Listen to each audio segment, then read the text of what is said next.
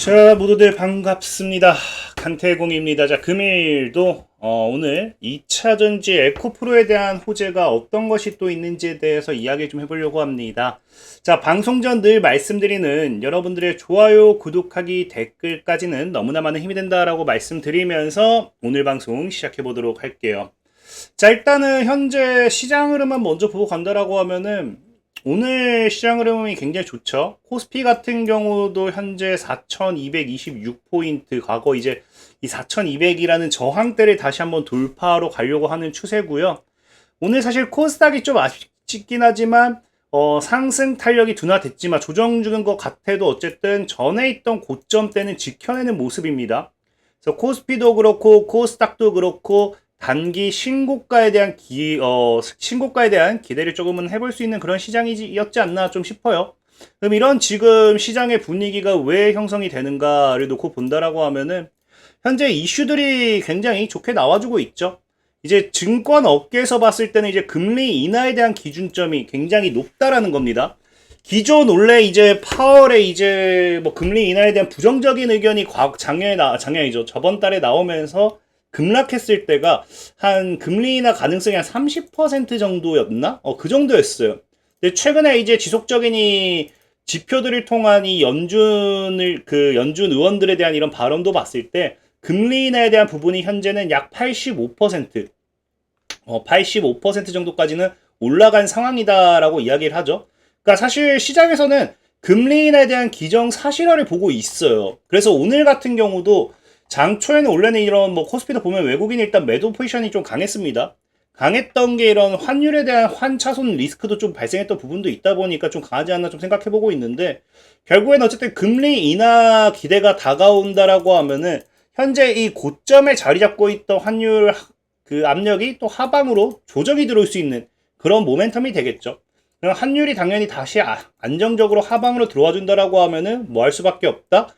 금리 인하와 함께 하방 압력이 결국에는 우리나라 국내 증시의 또 상승 탄력이라든지 이런 것들 외국인 수급에 도움이 될 수밖에 없는 상황이다. 그래서 지금 현재 증시에 대한 분위기는 사실 오히려 신고가에 대한 기대를 하면 했지 이게 더 조정 줄 거다 라고 생각하기에는 어려운 부분이 있다라는 거예요. 사실상 지금 미국 주식이 뉴욕 증시 같은 경우도 여러분들 보면 알겠지만 단기간에 지금 현재 이 상승 탄력이 좀 둔화된 부분은 있어요. 다만, 문제는 뭐냐고 하면은, 얘네들 같은 경우가 상승 탄력이 좀 둔화된 게 보면은 거의 완전 고점 구간이에요. 완전 고점 구간이기 때문에 상승 탄력이 둔화되고 자꾸 이제 AI 버블론이라는 걸 이야기하면서 찍어 누르는 건데, 이 부분 역시도 이제 금리 인하 시기에 맞물려서 뚫어버린다라고 하면은 상승 탄력 둔화가 아니라 더 가파른 상승으로 이어질 겁니다. 그럼 이게 오히려 또 우리나라 국내 증시에는 엄청난 호재가 될 수밖에 없기 때문에 사실상 갑자기 이 AI 버블론이다 이런 말도 안 되는 것만 나오는 게 아니라고 하면은 증시에서 기대할 수 있는 건 뭐다? 강한 상승이라는 거예요. 그렇기 때문에 지금은 오히려 우리가 상방에 베팅한 게 맞다라 얘기하고 싶은 거고, 현재 일단은 오늘 역시 코스피 같은 경우도 상승을 하다 보니까 코스피 상승하면 당연스럽게 여러분 생각하는 게 AI 반도체 섹터의 상승 견인으로 많이 이야기를 해요. 근데 오늘은 코스피의 상승을 반도체로 보면 안 됩니다. 오늘 시장은 코스피도 그렇고 코스닥도 그렇고 철저하게 2차 전지가 견인했다라는 걸 아셔야 되는 게, 현재 시장 지도를 보면 아시겠지만 코스피 같은 경우가 뭐 SK 하이닉스가 많이 올라갔다라고 하지만 LG 에너지 솔루션이라든지 포스코 퓨처엠이라든지 뭐 이런 기업들, 삼성 SDI라든지 2차 전지 배터리 관련되는 섹터의 기업들도 같이 올라가는, 실질적으로 삼성전자는 상승 탄력이 둔화됐습니다. 그러니까 물론 SK 하이닉스가 견인했다라고 할 수도 있겠지만 견인만 가지고서는 불가능한 게 지금 우리 코스닥 시장만 봐도 알겠죠. 실질적인 코스닥 같은 경우는 이번에 진짜로 자꾸 이게 그 에코프로 때문에 금융 섹터가 13% 나오는데 에코프로가 21%나 올랐어요. 21%나 올랐는데 코스닥은 몇 퍼센트 오릅니까? 0.33%. 굉장히 적게 올랐다는 거거든요.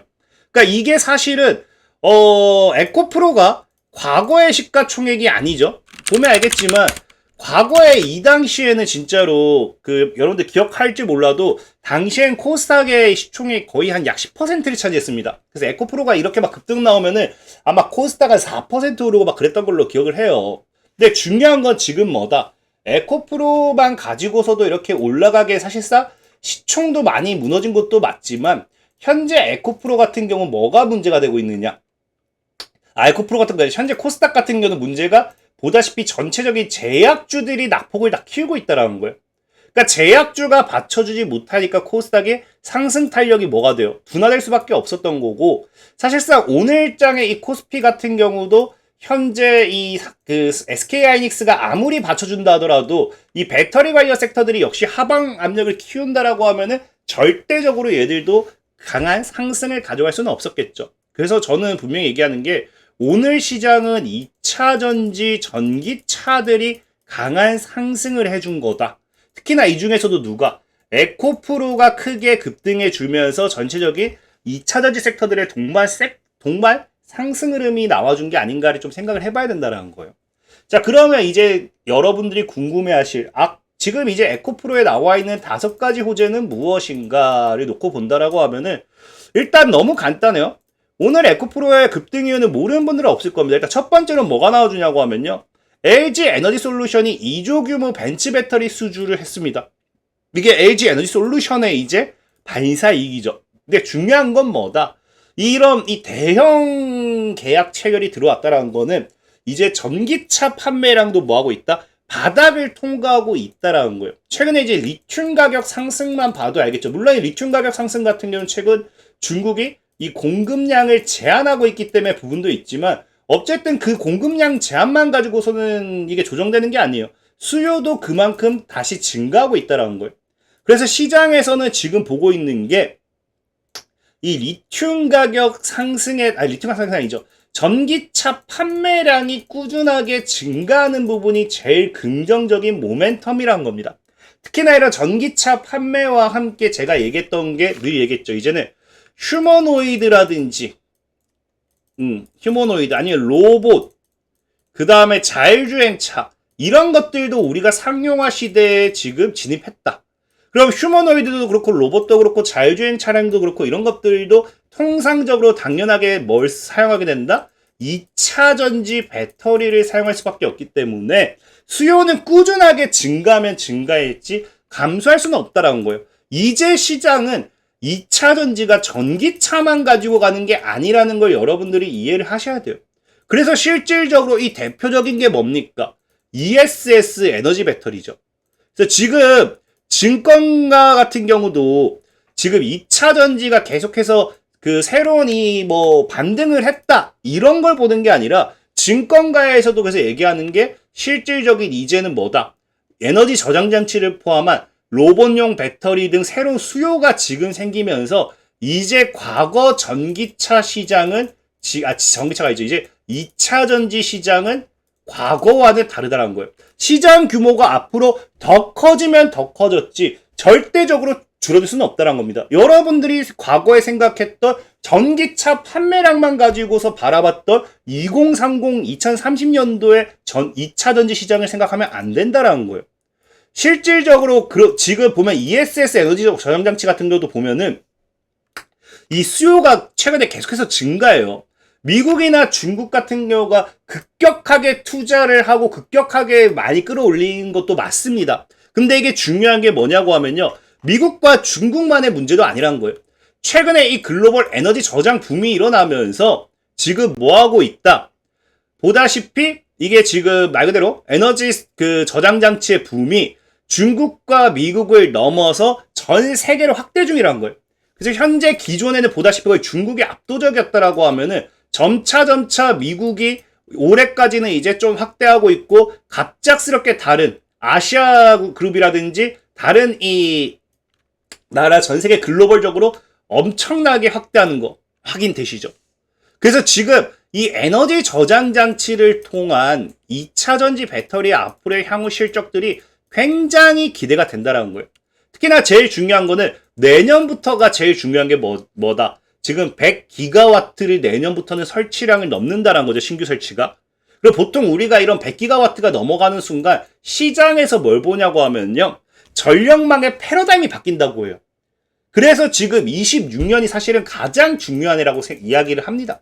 그래서 지금까지는 이 2차 전지 전기차 배터리들의 실적, 수요 이런 것들이 뭐가 나왔다? 전기차가 담당했다라는 거예요. 거의 90% 이상이 95% 이상이 전기차를 통해서 계약 체결이라든지 판매 이런 것들이 이루어졌다 보시면 좋아요. 근데 중요한 거는 이제 뭐가 된다? ESS 에너지를 통해서 이제 투트랙 전략. 한마디로 전기차 판매 매출 비중도 중요하지만 ESS 판매 비율도 굉장히 중요하다는 거예요. 그래서 지금은 과거에 전기차를 통해서 시장 규모가 뭐 1000조가 예상됐다라고 하면은 이제 ESS가 붙어버리면서 시장 규모가 2000조, 3000조도 멀리 바라볼 수 있게 되는 상황이라는 겁니다. 그럼 과거 실적을 가지고서 매겼던 기대치는 지금에서야 뭐다? 지금에서 봤을 땐 굉장히 귀여운 수준이겠죠. 그러니까 앞으로 실적 기대는 더 커지면 더 커졌지 줄어들 수는 없다. 그래서 업황 반등이 시작된 지금 이 시점이 오히려 여러분들이 살 수 있는, 사야 되는, 조정 준다라고 하면 사야 되는 그런 기회지, 지금 오히려 이런 2차 전지 섹터들을 들고 가도 굉장히 먼 미래를 봤을 때 저는 긍정적이다 좀 말씀드리고 싶고요. 특히나 이제 에코프로 같은 경우는 지금 뭐 이런 긍정적인 어쨌든 이 시장 업황 바닥, 업황이 바닥을 치고 돌아서는 것도 긍정적이죠. 호재죠. 그 다음에 ESS 시장의 규모가 급격하게 성장하면서 투트랙 전략으로 또 실적 낼 수 있는 것도 뭐다? 호재가 되겠죠. 그리고 세 번째로 뭐가 있어요? 이제 헝가리 공장이 준공 가시화가 됐다. 이게 최근에 계속해서 이걸 통해서 또 급등했던 거잖아요. 이제 헝가리 공장을 이제 여기가 준공이 된다라는 거는 여러분들 알다시피 이제 유럽 현지 완성차로서의 이 또 수요가, 새로운 수요가 기대가 되는 상황이라는 겁니다. 특히나 이제 여러분들 알다시피 유럽 같은 경우는 지금 내연기관 차량을 폐기하기 위한 정책을 계속해서 내걸고 있잖아요. 완전한 전기차로서의 전환. 그래서 이런 것들에 대한 부분, 그 다음에 플러스 아까 앞에 있던 ESS에 대한 이 확대 정책들이 굉장히 나오고 있어요. 그러니까 사실상 아까 얘기했던 이 업황 반등이라든지 ESS에 대한 모든 것들의 최대 반사익을 가져갈 수 있는 나라가 유럽 국가라고 하면은 여기에 지금 뭐 했다? 여기에 지금 에코프로가 이제 공장을 준공을 해버리면서 이제 현지 수요가 급격하게 새로운 에코프로 같은 경우는 지금 어쨌든 국내 배터리 3사에 좀 많은 비중이 치솟았다라고 하면은 이제 새로운 이 유럽 시장을 공략할 수 있는 모멘텀이 되는 거겠죠. 특히나 유럽 같은 경우는 여러분들도 알다시피 지금 중국의 의존도가 굉장히 높기 때문에 중국의 의존도를 낮추기 위한 새로운 공급처를 찾고 있는 상황입니다. 공급처. 그리고 공급처를 찾고 있는 상황에서 유럽이 아니라 이 에코프로라는 기업이 나타난다는 거는 여기서 새로운 수요 시장을 잠식했을 때 지금 중국의 의존도를 얼마나 낮추냐에 따라서 에코프로의 시장 점유율이 급격하게 올라간다는 거예요. 그렇기 때문에 이런 부분이 앞으로 또 뭐가 될 수밖에 없습니까? 에코프로의 엄청난 실적을 야기할 수 있는 모멘텀이 된다 라는 걸 생각해야 돼요. 이게 2차 전지뿐만 아닙니다. 아까 얘기했다시피 ESS 시장도 들어가게 되는 거예요. 유럽 국가 같은 경우는. 그렇기 때문에 과거 실적이 1,000조였다라고 하면 이제는 3,000조 이런 실적의 시장 규모 이런 걸 바라봐야 되는 시점이다 라는 거고요. 그리고 이제 네 번째로는 이 사실 오늘 급등한 가장 근본적인 원인은 이거라 생각을 해요. 코스닥 시가총액 1위 알테오젠이 코스피로 이전 상장을 결정하죠. 그러니까 사실 어쩔 수 없어요. 시가총액 1위가 이제 이전 상장을 한다는 거는 그 다음 이제 주목받아야 될 게 뭐다? 2위입니다. 2위. 2위가 누구예요? 에코프로죠. 에코프로. 그러니까 보통의 이제 여러분들이 투자를 한다라고 하면 우리가 대장주 투자 많이 한다 하잖아요. 그러니까 외국인들 입장에서도 뭐예요? 코스닥을 매수할 때 아무래도 시총 1위 기업에 대한 매수세가 강할 수밖에 없어요. 그래서 지금 이제 알테오젠이 넘어가는 시점에서 이제 에코프로가 1위로 올라가게 되는 게 굉장히 긍정적인 호재로 작용하는 부분이고, 제일 중요한 건 사실 여기에 호재로서 뭐까지가 더해지느냐, 지금 우리가 기대해야 되는 건 이거예요. 코스닥 활성화 정책. 지금 퇴직연금에 국민연금까지 투입하겠다라는 말을 밝힌 만큼 역대급 코스닥 부양 정책을 가동한다라는 기대감이 시장에 나오기 시작해요. 그래서 지금 정부마다 번번이 실패한 코스닥 활성화라고 하는데 과거에 이제 성공했던 사례가 한번 있죠. 과거에 이제 성공했던 게 이제 전 박근혜 대통령 당시 그때 2015년도에 코스닥 그 활성화 정책을 내걸고 그 당시에 증시가 이제 거의 약 한 50% 이상 올랐으니까 이 당시에 성공한 뒤로는 그 뒤로는 코스닥 활성화 정책에 대한 제대로 된 성공이 나온 적이 없어요. 근데 이번에 코스닥 활성화 정책이 나오잖아요. 그럼 제일 중요한 게 뭡니까? 아까도 얘기했지만 시가총액 1위가 일단은 받쳐주는 게 정상이에요. 전에 같은 경우 뭐라 했댔습니까? 에코프로가 올라가면 그냥 혼자 코스닥을 3, 4%씩 견인했다고. 그럼 당연하게 코스닥 활성화 정책을 여기 지금 이 코스닥에서는 제일 큰 비중이 제약바이오와 2차전지입니다. AI, 반도체 이런 섹터들은 다 어디로 가 있어요? 코스피로 가 있어요. 근데 AI 반도체에 대한 이 어떤 투자 정책 모멘텀 나온다라고 하면은 코스닥에서 절대 못 움직입니다. 그러니까 코스닥이 활성화 정책, 코스닥을 끌어올리기 위한 모멘텀은 그냥 반대로 얘기하면요. 제약이 되었던지 2차전지가 되었던지 여기에 대한 특별한 엄청난 모멘텀이 크게 나와줘야 된다는 거예요. 근데 저는 이미 그게 실질적으로 나오고 있다 생각하고 있습니다. 그래서 최근 같은 경우도 이미 2차전지 총력을 지원하겠다라고 하면서 뭐 투자 금액이 좀 2,800원 좀 적은 것 같긴 해요. 제가 봤을 때는. 어쨌든 총력을 지원하겠대요. 총력. 또 추가적으로 좀 이제 확대될 수도 있겠죠. 그리고 또 내년에는 또 뭐 하겠다. 내년에는 전기차로 바꾸면 100만 원 더 지급한다라고 하면서 지금 정책적으로 전기차 2차 전지에 대한 정부 지원 정책들이 많이 나오고 있어요. 그래서 우리가 마지막으로 기대해야 될 건 뭐다? 이 코스닥 활성화 정책인데 이 활성화 정책에 2차 전지가 간접적으로나 분명히 반사익을 받는 모멘텀이 생길 겁니다. 아니면 활성화 정책 이후에 진행을 한다든지 그런 순간이 왔을 때는 아까 얘기했죠. 제가 보는 관점에서는 지금 시장은 신고가를 기록하려고 준비하고 있어요. 근데 활성화 정책이 딱 터졌다? 그럼 여기서 뭐가 움직여야 된다고요? 2차 전지가 움직여야 된다고요? 아니면 제약바이오나? 그럼 여기서 당연히 나와야 되는 거는 에코프로의 엄청난 강한 급반등일 거다. 저는 개인적으로 시간은 안 중요해요. 에코프로가 이미 상승 탄력을 보여주면은 과거에 보여줬던 이력이 있어요. 다만 여기 물려있던 구조대 기다려요 하시는 분들이 있겠죠. 그럼 보통 우리가 최고점과 최저점의 기준으로 잡아요. 아마 이제 딱 중앙값, 아마 이 구간 정도가 엄청난 매물대가 될 겁니다. 근데 이 15만원만 뚫어내는 신호가 나온다. 그때부터는 에코프로가 다시 한번 강한 상승 신호탄이 나오지 않을까. 그래서 쌍봉을 맞고 죽던, 쌍봉을 맞고 신고가로 날리던 25만원까지는 무난하게 다시 올라가는 그런 시장 상승 흐름이 나올 거다라고 전 좀 예상을 해보면서 좀 말씀드리도록 하겠고요. 그리고 또 뭐 리튬 가격에 따른 뭐 에코프로 이거 반사익 물어보신 분들도 가끔 있어요. 근데 저는 제가 에코프로가 지금도 얘기하지만 나쁘다가 아니죠. 에코프로 좋아합니다. 근데 리튬 가격이 전 신고가 간다고도 생각을 해요. 그럼에도 리튬 가격이 신고가 갔을 때는 에코프로가 반사익보다는 다른 기업이 반사익을 받는다 생각해요. 그래서 그거는 이 영상 참고하시면은 왜 에코프로가 아닌 다른 기업이 더 반사익을 받을 수 있는지, 포스코 홀딩스가 더 받을 거라 생각해요.